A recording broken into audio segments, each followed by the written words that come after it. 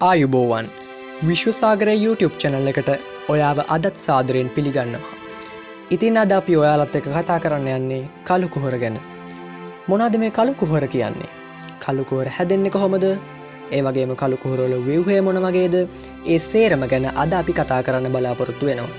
ඉතින් මෙහෙනම් අපි වැඩි කතා නැතුව අද වීඩියෝ එකට යමු.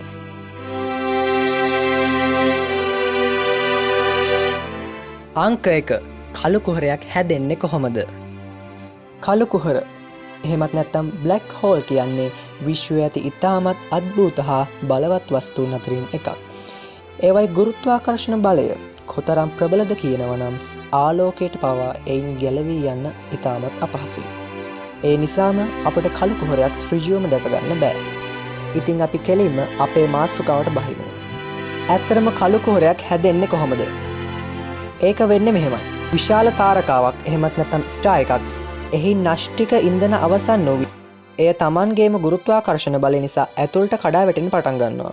තාරකාවේ ස්කන්ධය ප්‍රමාණවත් තරම් විශාල නම් අවසානයේ කළු කුහරයක් බවට පත් වෙනවා. අංක 2 විශ්වයේ පැවතිය හැකි කළු කුහර වර්ග. සුපර්මැසිව් බ්ලැක් හෝල්. එහෙමත් නැත්නම් මන්දාගිනි මැද්දේ පිහිටා ඇති අතිවිශාල කළු කුහර. මිලියන හෝ බිලියන ගුණයක් විශාල විය හැක. ඔයාලට මේ වීඩියෝ එක බලන්න පටන් ගත්ත වෙලාවෙ ඉඳන් පොඩි ප්‍රශ්නයක් තියෙන ඇති. ඒ කළු කුහරයක් අසල කාලය මන්දගාමී වෙනවද කියලා. ඔව්. ඇත්ත වශයෙන්ම කාලය මන්දගාමී වෙනවා. ඒකට හේතුව වෙන්නේ මෙන්න මේකයි. ගුරුත්වාකර්ෂණ බලය ඉතා ප්‍රබල නිසා කාලය මන්දගාමී වීම සිදු වෙන්න පුළුවන්. උදාහරණයක් විදිහට ඔයා හිතන්න ඔයා කළු කුහරයකට ඉතා ආසන්නව පැයක් ගත කරනවා කියලා. එය පෘථිවි දින වලින් වසර ගණනාවක් දශක ගණනාවක් වුණත් වෙන්න පුළුවන්. මේක විද්‍යා ප්‍රබන්ධ චිත්‍රපට පමණක් වල නොව සාපේක්ෂතාවාදයේද අනාවැකි මත පදනම් වූ විද්‍යාත්මක සංකල්පයක් වෙනවා. අංක 3 කළු කුහර පිළිබඳ සංකල්ප ඉදිරිපත් කිරීම. කාලය කළු කුහර අසල වෙනස් විදිහට ගලා යනවා.